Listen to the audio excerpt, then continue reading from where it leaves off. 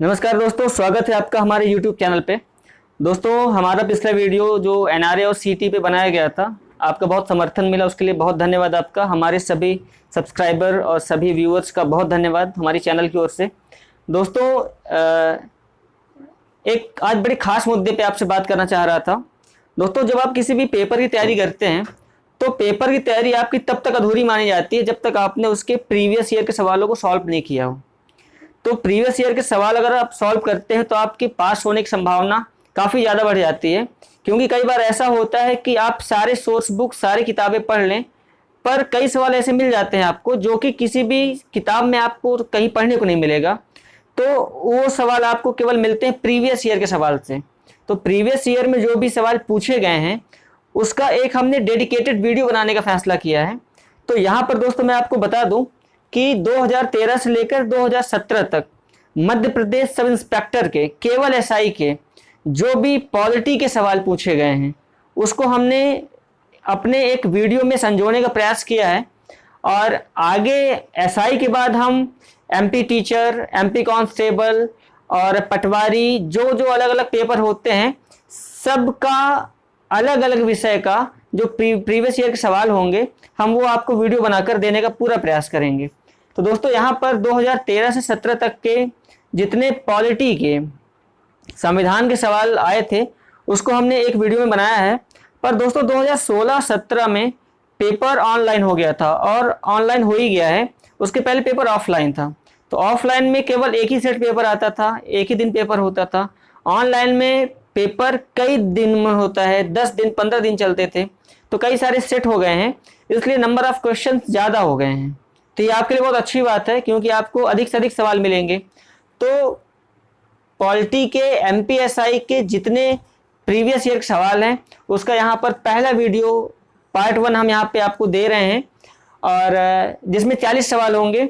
और second part में सारे सवाल कवर हो जाएंगे, जिसमें आपको एमपीएसआई से जुड़े हुए सारे सवाल एक साथ उपलब्ध करवा दिए जाएंगे। तो दोस्तों, बढ़ते हैं हम अपने वीडियो के पहले सवाल की ओर। दोस्तों, पहला सवाल पूछा गया है 2013 का, ये है एमपीएसआई का, कि संविधान सभा की ड्राफ्टिंग कमेटी के अध्यक्ष कौन थे। दोस्तों, ड्राफ्टिंग कभी कभी पूछा जाता है, कभी कभी ये पूछा जाता है कि संविधान का मसौदा किसने तैयार किया था। ये सवाल बहुत बार पूछा गया है। और जब हम अपना आगे जब सिलेबस पूरा होगा, जब हम टेस्ट लेंगे तो उसमें भी हम इन सारे सवालों को शामिल करेंगे। तो दोस्तों, पहला सवाल था कि ड्राफ्टिंग कमेटी का अध्यक्ष किसे बनाया गया था। और यहाँ पर 4 ऑप्शन आपको दिख रहे हैं: भीमराव अंबेडकर, राजेंद्र प्रसाद, चक्रवर्ती राजगोपालाचारी और जे.एल. नेहरू। तो दोस्तों, जब हमने समितियों वाला चैप्टर किया हुआ था तो वहाँ हमने आपको बताया था कि भीमराव अंबेडकर ड्राफ्टिंग कमेटी या मसौदा बनाने के जो अध्यक्ष थे वो भीमराव अंबेडकर थे। हमारा दूसरा सवाल है कि चुनाव आयोजन के संबंध में चुनाव आयोग किसके प्रति जवाबदेह होता है, यानी कि जो इलेक्शन कमीशन ऑफ इंडिया है वो किसके प्रति आंसरेबल होगा, किसके प्रति जवाबदेह होता है। यानी कि जब वो चुनाव अपनी करवाता है तो किसको किसको वो ध्यान में रख के चुनाव के नियम कायदे बनाता है। तो यहाँ पे ऑप्शंस हैं: संसद के प्रति जवाबदेह होता है, राज्य के विधानमंडल के प्रति जवाबदेह होता है, राष्ट्रपति या उपराष्ट्रपति के प्रति जवाबदेह होता है, या सभी के प्रति जवाबदेह होता है। तो दोस्तों, सही जवाब होगा कि चुनाव आयोग इन सभी के प्रति जवाबदेह होगा। तो सही जवाब हो जाएगा उपरोक्त सभी। दोस्तों, तीसरा सवाल है कि निम्न में से मौलिक कर्तव्य नहीं है। दोस्तों, एक बात आप हमेशा ध्यान रखिएगा कि जब आप कोई पेपर दे के आते हैं तो 4 से 5 सवाल हमेशा ऐसे मिलेंगे आपको जो कि आप उसमें यही बोलेंगे कि यार ये सवाल मुझसे बन रहा था पर मैं कर नहीं पाया। तो कुछ शब्द ऐसे हैं जो कि सही जवाब को गलत करवा देंगे, और एक शब्द है नहीं। क्योंकि जल्दबाजी में आप देखेंगे कि कौन सा मौलिक कर्तव्य है, नहीं को ध्यान में आप नहीं रखते हैं, इसलिए कई बार सवाल गलत हो जाते हैं और पेपर सेटर आपकी गलती के कारण ही आपको बाहर करता है। तो यहाँ पे सवाल है निम्न में से कौन सा मौलिक कर्तव्य नहीं है, और ऑप्शंस हैं: चुनाव में वोट देना, वैज्ञानिक सोच को विकसित करना, तीसरा ऑप्शन है सार्वजनिक संपत्ति की रक्षा करना, और चौथा विकल्प है संविधान का पालन और आदर्शों का आदर करना। तो दोस्तों मौलिक कर्तव्य का चैप्टर आपको करवा दिया गया है और मैंने बताया था कि मौलिक कर्तव्य से और मौलिक अधिकार से एक सवाल जरूर आता है। तो आप देख लीजिए कि यहाँ पे एक सवाल आया हुआ है 2013 के एसआई के पेपर में। तो सही जवाब हो जाएगा चुनाव में वोट देना आपका मौलिक कर्तव्य नहीं होगा, बाकी के 3 आपके मौलिक कर्तव्य हैं। दोस्तों वीडियो का चौथा सवाल है, राष्ट्रपति अपना त्याग पत्र किसे देता है? ये बहुत अच्छा सवाल है और जब हम राष्ट्रपति का चैप्टर करेंगे तो हम उसका पूरा ताना बाना देखेंगे कि राष्ट्रपति अपना त्याग पत्र किसे देगा और उसके पीछे क्या क्या वैधानिक प्रक्रियाएं होती हैं। तो ऑप्शन है यहाँ पे, पहला प्रधानमंत्री, दूसरा उपराष्ट्रपति, तीसरा सीजेआई यानी कि सर्वोच्च न्यायालय का मुख्य न्यायाधीश चीफ जस्टिस ऑफ इंडिया को, या चौथा लोकसभा के अध्यक्ष को। तो दोस्तों सही जवाब हो जाएगा राष्ट्रपति अपना इस्तीफा देता है उपराष्ट्रपति को, और इस बात को उल्लेख किया गया है अनुच्छेद 56 में। दोस्तों अनुच्छेद आप जरूर याद रखिएगा, राष्ट्रपति से जुड़े हुए सारे अनुच्छेद जरूर पूछे जाते हैं। सवाल एक ये भी पूछा गया है कि राष्ट्रपति के त्याग पत्र का उल्लेख किस अनुच्छेद में किया गया है? तो अनुच्छेद 56 में ही किया गया है।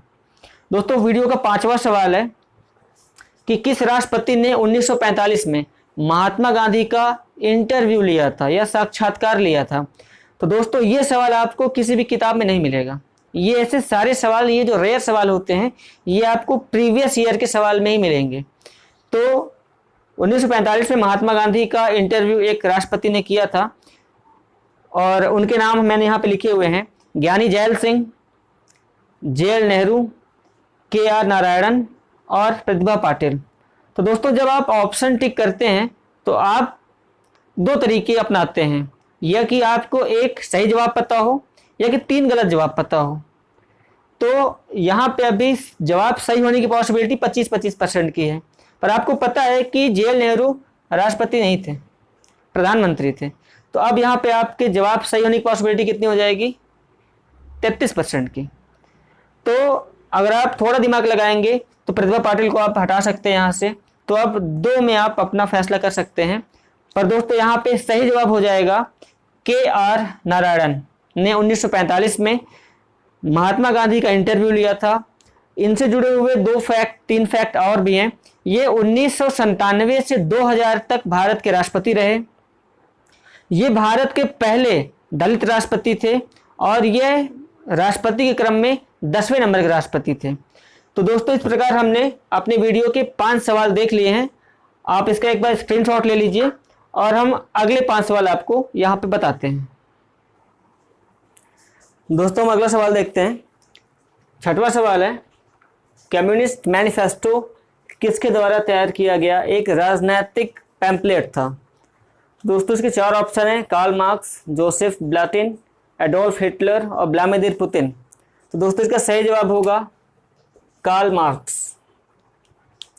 दोस्तों अगला सवाल है 7वां सवाल, निम्न में से सबसे लंबे आयु तक कौन जीवित थे? तो यहाँ पर भारतीय राजनीति से जुड़े हुए कुछ नाम दिए गए हैं।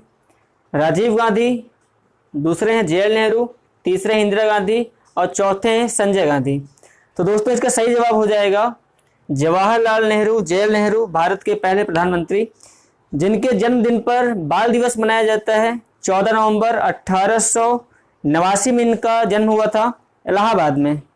इससे भी जुड़ा हुआ एक सवाल पूछा गया दोस्तों, ध्यान रहे इनका जन्म हुआ था इलाहाबाद में और इनकी डेथ होती है 27 मई 1964 को, यानी कि 75 साल की एज में इनकी डेथ हो जाती है हार्ट अटैक के कारण। तो सबसे ज़्यादा उम्र तक जिंदा रहने वाले 4 में से व्यक्ति जे.एल. नेहरू थे। अगला सवाल है, कितनी महिलाओं ने भारत के राष्ट्रपति के रूप में कार्यभार संभाला है? तो दोस्तों अभी तक केवल एक ही महिला प्रतिभा देवी सिंह पाटिल ने भारत के राष्ट्रपति का पद को सुशोभित किया है। तो इसका जवाब हो जाएगा एक महिला ने अभी तक भारत की महिला प्रधान राष्ट्रपति का पद संभाला है।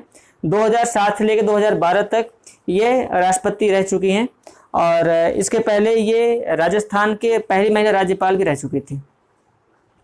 अगला सवाल है, भारत के अटॉर्नी जनरल को नियुक्त करने का अधिकार किसके पास है? तो दोस्तों इसका सही जवाब हो जाएगा राष्ट्रपति के पास अनुच्छेद 76 के माध्यम से। अटॉर्नी जनरल के बारे में उल्लेख अनुच्छेद 76 में किया गया है, तो राष्ट्रपति के द्वारा अटॉर्नी जनरल की नियुक्ति की जाती है।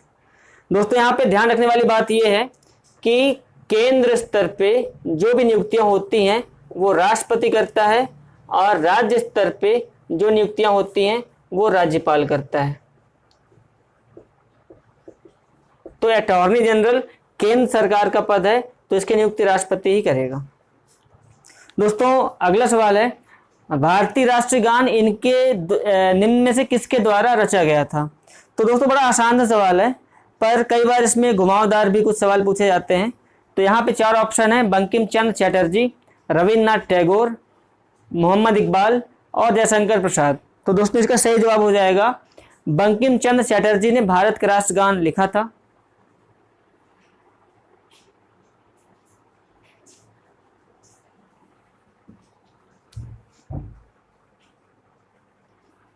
दोस्तों यहाँ पर राष्ट्रगान लिखा हुआ है, तो राष्ट्रगान, भारत के राष्ट्रगान की रचना की थी रविन्द्रनाथ टैगोर ने और राष्ट्रगीत की रचना की थी बंकिम चंद्र चटर्जी ने।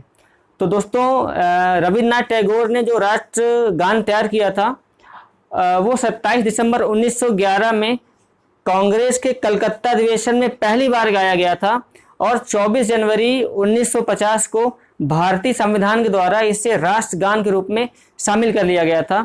और दोस्तों एक बात इनके बारे में और बड़ी जानने योग्य है कि ये दुनिया के एकमात्र ऐसे व्यक्ति हैं जिन्होंने 2 देशों के राष्ट्रगान लिखे हैं। इनके द्वारा लिखा गया आमार सोनार बांग्ला बांग्लादेश का राष्ट्रगान है और ये पूरे एशिया में नोबेल प्राइज पाने वाले पहले व्यक्ति हैं। तो दोस्तों इस प्रकार हमने अपना 10वां सवाल देख लिया है।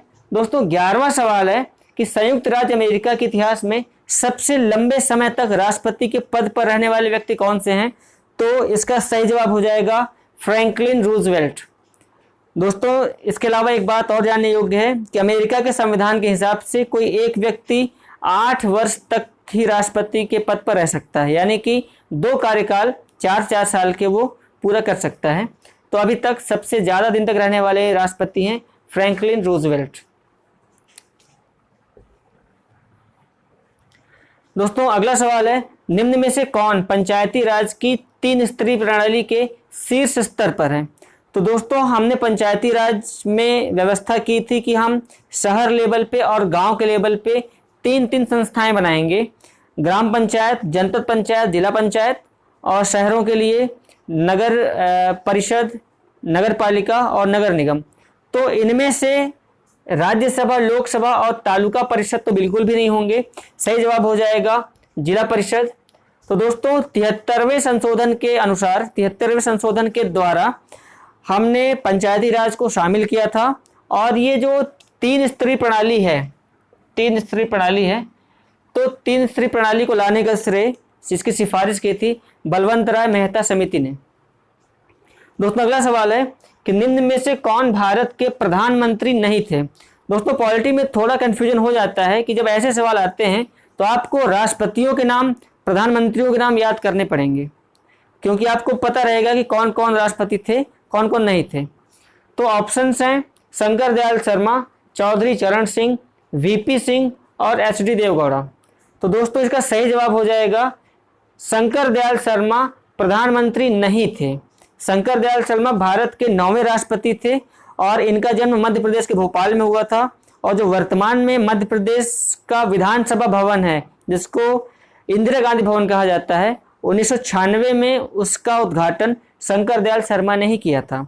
इसके पहले इंदिरा गांधी भवन के पहले मिंटो हॉल में राज्य की विधानसभा लगती थी। तो दोस्तों ये तीनों लोग प्रधानमंत्री हैं और शंकर दयाल शर्मा राष्ट्रपति होंगे। दोस्तों अगला सवाल है, संघ लोक सेवा आयोग यानी कि UPSC, union public service commission के अध्यक्ष का चुनाव कौन करता है? तो दोस्तों मैंने पहले बताया था कि अगर कोई पद देश के स्तर का है तो उसकी नियुक्ति करेगा राष्ट्रपति और राज्य के स्तर का है तो उसकी नियुक्ति करेगा राज्यपाल। तो संघ लोक सेवा आयोग देश के लिए होता है, तो इसका सही जवाब हो जाएगा भारत का राष्ट्रपति। अगर यहाँ पे एमपीपीएससी पूछता, एमपीपीएससी के अध्यक्ष की नियुक्ति कौन करता है, तो इसका जवाब यहाँ पर अध्यक्ष की नियुक्ति तो राष्ट्रपति करेगा, बाकी जो मेंबर होंगे वो राज्यपाल के द्वारा लाए जाते हैं। तो इस सवाल का सही जवाब हो जाएगा भारत का राष्ट्रपति और अनुच्छेद 316 में इस बात का उल्लेख किया गया है। दोस्तों आप इसका स्क्रीनशॉट ले लीजिएगा। हम बढ़ते हैं अपने अगले सवाल की ओर। दोस्तों आगे हम देखते हैं अपना अगला सवाल।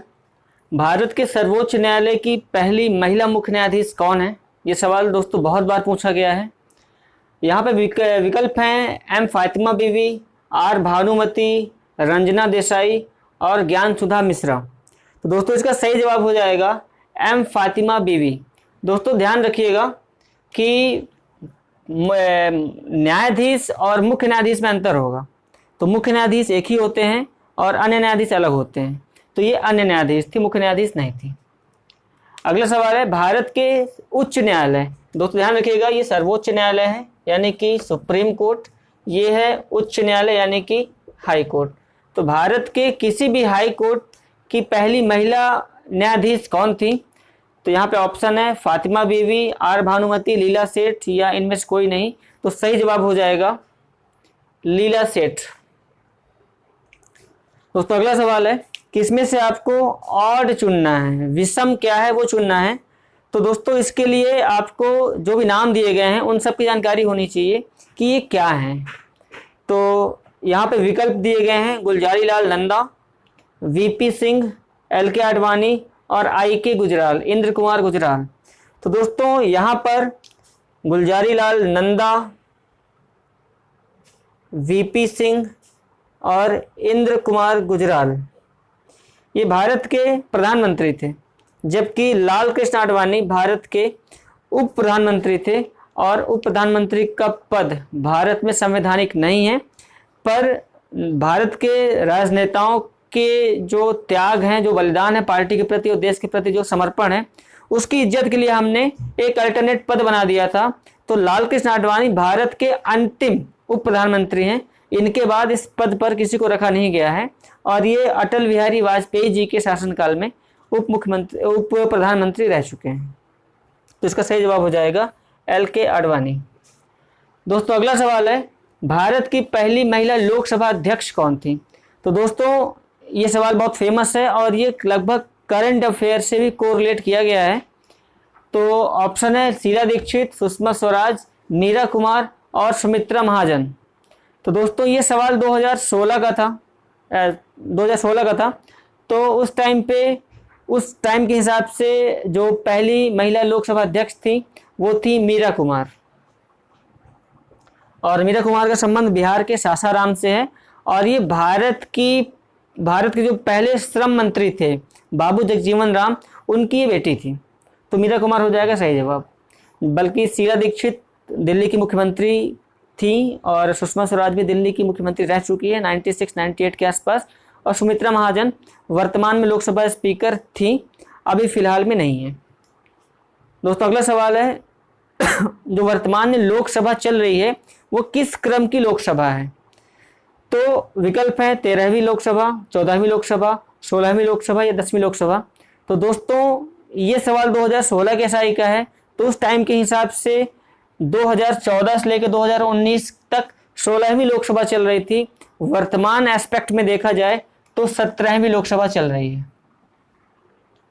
दोस्तों अगला सवाल है निम्न में से किस देश से हमने मौलिक अधिकार लिए हैं? ये सवाल दोस्तों हमने काफ़ी पहले भी देखा हुआ था, हमने बताया भी था कि फंडामेंटल राइट्स और फंडामेंटल ड्यूटीज से भी सवाल पूछे जाते हैं। तो यहाँ पे हमने आपको क्लियर कट बताया था कि मौलिक अधिकार जो लिया गया है वो लिया गया है अमेरिका से और जो मौलिक कर्तव्य लिए गए थे वो लिए गए थे रूस से। दक्षिण अफ्रीका से हमने संविधान संशोधन की प्रक्रिया ली हुई है। तो सही जवाब हो जाएगा अमेरिका। दोस्तों अगला सवाल है कि इसका निर्णय कौन करता है कि कौन सा विधेयक धन विधेयक है या सामान्य विधेयक है, यानी कि कौन सा बिल मनी बिल है या कॉमन बिल है, इसका फैसला कौन करता है? तो दोस्तों इसका फैसला लोकसभा का अध्यक्ष करता है। सही जवाब हो जाएगा लोकसभा का अध्यक्ष। दोस्तों सवाल ये भी पूछा गया है कि धन विधेयक का उल्लेख किस अनुच्छेद में किया गया है? तो अनुच्छेद 110 में इसका उल्लेख किया गया है। और जब लोकसभा में धन विधेयक लाया जाता है तो उसके पहले राष्ट्रपति से परमिशन ली जाती है। तो सवाल ये भी बन सकता है कि धन विधेयक की पूर्व अनुमति कौन देता है? राष्ट्रपति देता है। और दोस्तों धन विधेयक की बात करें तो धन विधेयक एक ऐसा विधेयक होता है मंत्रियों या सांसदों के द्वारा लाया गया एक ऐसा बिल होता है जिसमें हम टैक्सेशन की बात करते हैं, जिसमें हम पैसे की बात करते हैं, जिसमें हम करों को घटाने और बढ़ाने की बात करते हैं। तो कुल मिलाकर इसमें धन की बात की जाती है। तो ऐसा विधेयक जो कि सामान्य विधेयक न हो, धन विधेयक कहलाता है। दोस्तों अगला सवाल है, राज्यपाल के पद की शपथ कौन दिलवाता है? तो दोस्तों यहाँ पर ध्यान रखिएगा कि राज्यपाल के पद की शपथ उच्च न्यायालय का मुख्य न्यायाधीश दिलवाता है, यानी कि हाई कोर्ट का जो मुख्य न्यायाधीश होगा वो दिलवाता है।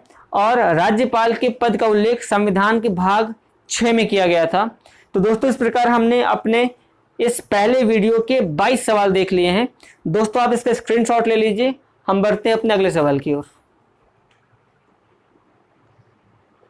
दोस्तों इस वीडियो में हमने अभी तक 22 सवाल देख लिए हैं और अंतिम के 3 सवाल हम दोस्तों देख रहे हैं। लोकसभा के 2 सत्रों के बीच अधिकतम कितने माह का अंतराल होना चाहिए? इसके लिए विकल्प दिए गए हैं 1 वर्ष, 6 माह, 6 सप्ताह या इनमें से कोई नहीं।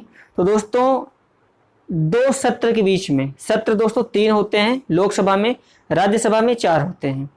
एक मानसून सत्र, शीतकालीन सत्र और ग्रीष्मकालीन सत्र। तो इन दोनों किसी भी 2 सत्रों के बीच में कम से कम 6 महीने का अंतराल जरूर होना चाहिए दोस्तों। तो सही जवाब हो जाएगा 6 महीना। और सवाल ये भी पूछ सकता है कि एक साल में कम से कम कितने सत्र होते हैं? तो 2 सत्र, 12 महीनों में 2 सत्र हो जाएंगे 6 महीने के अंतराल में। अगला सवाल है दोस्तों, केंद्र के सभी मंत्रियों की नियुक्ति किसके द्वारा होती है? तो दोस्तों यहाँ पर मंत्रियों की नियुक्ति होती तो राष्ट्रपति के ही द्वारा है, पर उसका जो सजेशन होता है, जो सलाह होती है, वो प्रधानमंत्री देता है और जिसका उल्लेख अनुच्छेद 75 में किया गया है। तो दोस्तों सही जवाब हो जाएगा राष्ट्रपति। दोस्तों अगला और अंतिम सवाल है आज के इस वीडियो का कि पंचायती राज प्रणाली में पंचायती समिति का गठन किस स्तर पे किया गया है? शहर स्तर पे, ब्लॉक स्तर पे, राष्ट्रीय स्तर पे या गांव के स्तर पे? तो इसका सही जवाब हो जाएगा ब्लॉक लेवल पे हमने पंचायती समिति का गठन किया है और जिसका उल्लेख हमने किया है 73वें संशोधन में और इसे हमने शामिल किया है 243वें अनुच्छेद में। तो दोस्तों एमपीएसआई में पॉलिटी में जो सवाल पूछे गए हैं उसके लिए आप निश्चिंत रहें। एमपीएसआई में पॉलिटी में जो सवाल पूछे गए हैं सबका वीडियो, सब सवालों का संग्रह हमने एक ही जगह पे करने का संकल्प किया है। तो आज इस पार्ट में 25 सवाल हैं और अगले 1-2 पार्ट में एमपीएसआई के पॉलिटी के सारे सवाल आपको कवर करवा दिए जाएंगे। इसके बाद आपको एमपीएसआई के लिए पॉलिटी पढ़ने की आवश्यकता कहीं और से नहीं पड़ेगी, हम इस बात की आपको गारंटी दे रहे हैं। चलते चलते दोस्तों एक बार फिर से निवेदन है आपसे कि जो भी हमारे वीडियो अभी तक हैं आप उन्हें देखें, समझें, शिकायतें करें, जो भी सजेशन हो आप हमें सजेशन दे सकते हैं। और अपने सभी व्यूअर्स का और सब्सक्राइबर्स का हम बहुत धन्यवाद करते हैं। अपना सहयोग हम पे ऐसे ही बनाए रखें। बहुत धन्यवाद।